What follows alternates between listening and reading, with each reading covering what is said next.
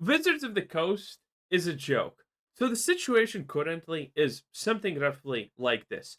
Baldur's Gate 3 happens, is a ginormous success. Wizards of the Coast see their success and they go like, yeah, you know that only reason that's happening is because it has the D&D license. That's our brand just carrying this game. We can do that. And thus Baldur's Gate 3 is now happening. And they're not even gonna try to make it a role play game, which is technically a blessing and a curse. A curse because we all know it's gonna be a disaster, but a blessing because, well, we all know it's gonna be a disaster and it's gonna be funny. Big D&D game is prioritizing melee combat and fluid movement over literally everything else. These people learned. Oh, and I forgot. You know who could be the director of this game? Kareen Bush. If you don't know who that is, I guess I did not misspoke. Who that, aka he is, then that's the person who made Dragon Age Veilguard. Yeah, there's literally no shot, and now they have more power. If it's happening, yes, Baldur's Gate 4 has absolutely not even the slightest chance of being even remotely good. Nothing, and this new interview says it all. They're experts at melee combat, so that translates very well to D&D. That's John Haidt, president of Wizards of the Coast, explaining why they picked Giant Skull. Listen. If you think that is bad, keep in mind the previous person who was speaking about these things sold Marlboro cigarettes and was not even successful at that, honestly, most of the time. And she somehow got to make the decisions and shot calling at Wizards. So this, a disgraced Blizzard employee, at least I think this is the disgraced Blizzard employee. Again, Wizards can't even get a decent CEO that literally does not huff paint thinners when he wakes up. So, this is as good as it gets. Like, from all the disasters that are happening, again, Wizards of the Coast and what they're doing with the D&D license in general is honestly one of the biggest. Not a lot of people are talking about it, but it is without a doubt one of the most heinous and biggest. To make their new D&D game, melee combat expertise for Dungeons and Dragons. The game where the best players spend half their time trying to avoid combat entirely. Last week I covered Wizards announcing this new partnership with the God of War director and his studio Giant Skull, and I thought it was a bit mental back then, but now we've got a full interview and these people genuinely think D&D is about being good at stabbing things efficiently. They spent the entire interview pretty much talking about exhilarating traversal and buttery smooth combat systems. Not one mention of player choice, nothing about creative solutions, zero interest in the rogue who talks past the guards or the wizard who ends encounters with clever spells, just melee combat for D&D. They clearly don't understand. Yeah.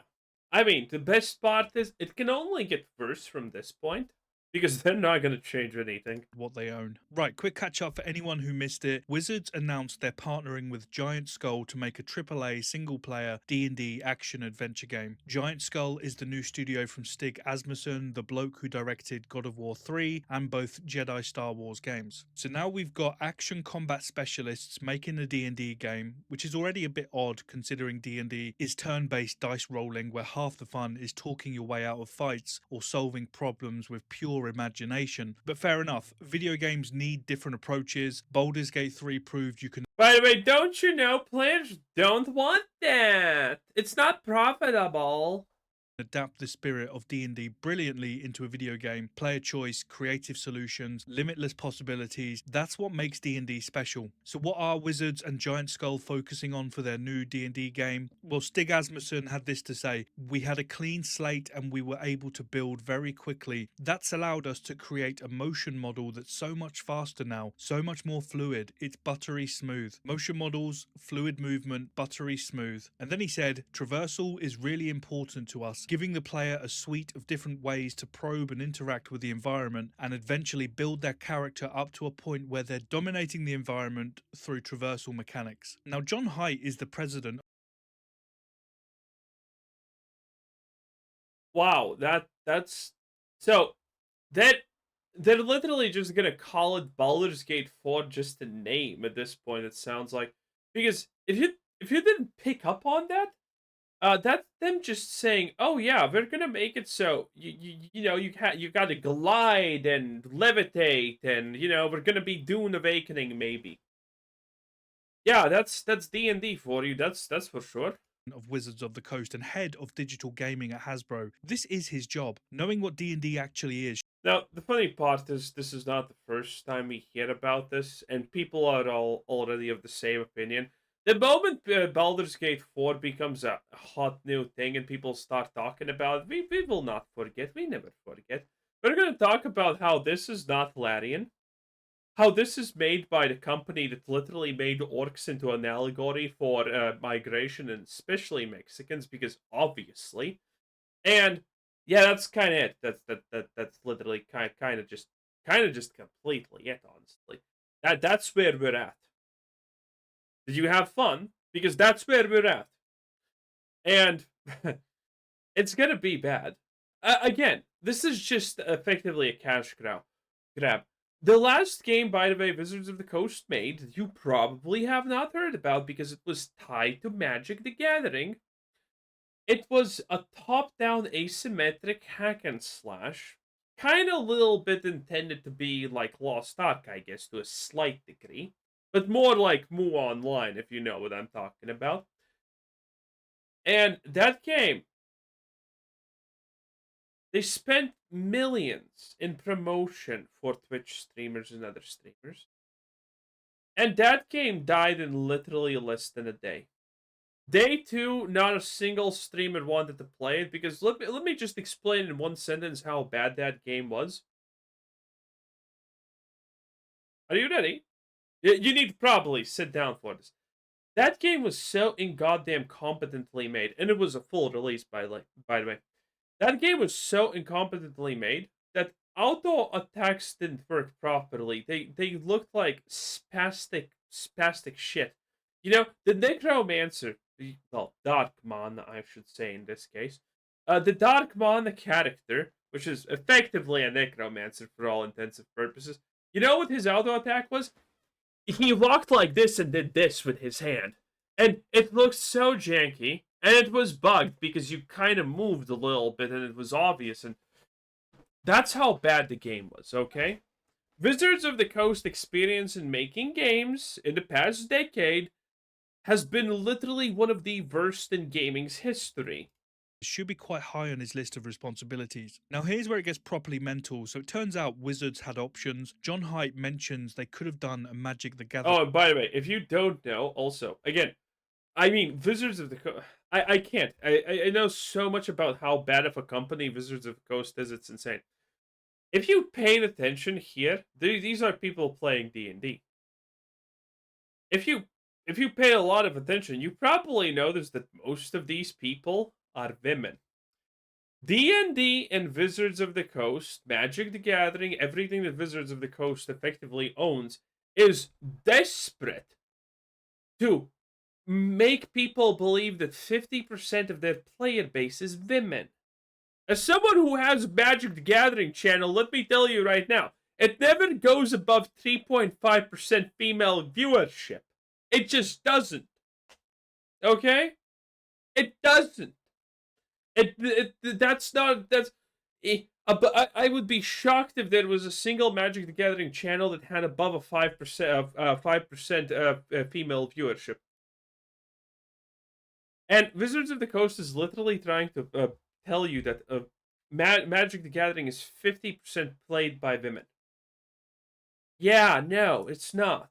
It's a blatant lie. And this is what they're trying to lie about every game and property they own. It just doesn't even make sense, honestly. Game about spellcasting and strategic deck building, the one where Giant Skull's combat expertise might actually make a little bit of sense. But no, they picked D&D because the iconography and possibilities of D&D clicked for Asmussen. Asmussen's reasoning for why D&D works better for him, he says, I felt the constraints of canon and lore working on Star Wars games, and there's little of that pressure going into the D&D game. So let me get this straight, the little pressure about D&D lore, the system with 50 years years of established worlds, creatures, and rules, apparently that's less constraining than Star Wars. Or maybe they're just planning to ignore it entirely. Who knows? When asked about specific D&D elements to expect from the game, neither Height or Asmussen were ready to talk about those mechanics, though Asmussen did promise one crucial detail is that we'll be able to press a button to jump. Revolutionary stuff, capturing the real essence of tabletop role-playing games there. But they seem to be very excited about this traversal thing, giving players a suite of different ways to probe and interact with the environment and eventually build their character up to a point where they're dominating the environment. It all has to feel silky smooth, dominating the environment in a silky smooth way. And then John Haidt was talking about Asmussen, and he said that he always goes to find the fun first. Sometimes people, aka devs, immediately latch onto the story they have to do and all the features they want in the game. They start building out broadly without discovering what's the underlying thing that's fun. And fun first, fair enough, that's a good tactic, but yeah, but when you're talking about fun first in a way, okay, we're gonna make a first-person action brawler. Okay, we're putting Kratos. Well, modern day cut Kratos is not really hard to put to shame, but you get the point. if your idea of fun is parkour and sword swinging, then maybe you picked the wrong IP. But just quickly, if you're enjoying the video, hit the like button, and if you want to see me do this to more RPG publishers who don't understand their own games, Like hit and subscribe. subscribe There's now. always plenty more where this came from. Thank you. Now let's talk about the most successful D&D game ever made. Also happens to be the most recent one, Baldur's Gate 3. Look, I'm not saying that every D&D game needs to be Baldur's Gate 3. That's setting an impossible standard, and this giant skull... By the way, at the start when I said that Wizards of the Coast looked at Baldur's Gate 3 and said, "Oh yeah, this is just because of our IP's power," I wasn't joking. I was not joking in the slightest.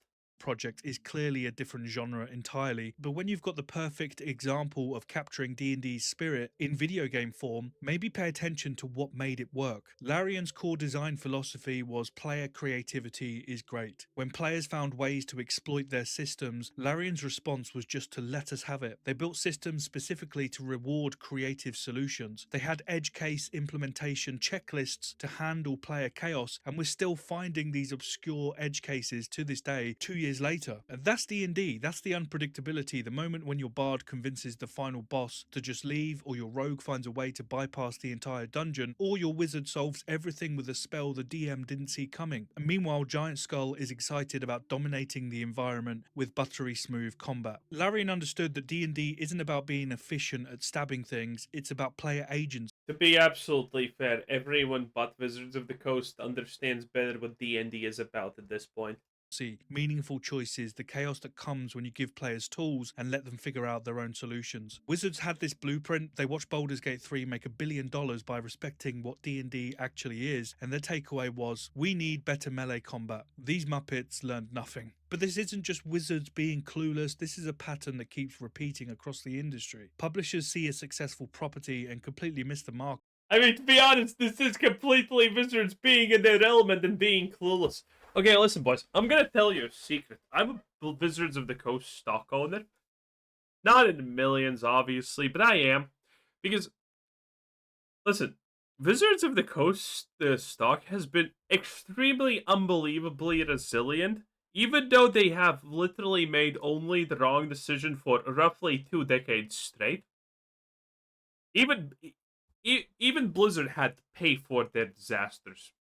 But they don't. Wizards of the Coast don't. Their stock kind of slightly dips, and that's literally it.